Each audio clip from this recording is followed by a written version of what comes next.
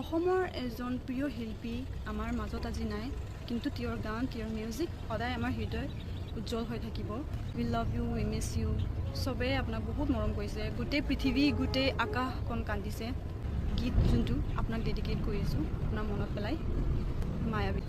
চকুতে তোমাৰ চাৰে সপোনা তৰি দি থক নামে, চুব খুজিলে মোৰ দুহাতে দি থকা তৰি সপোন আহে। ধুমুহাহঁতে মোৰ বহু যুগৰে নাচোন, এন্ধাৰো সঁচা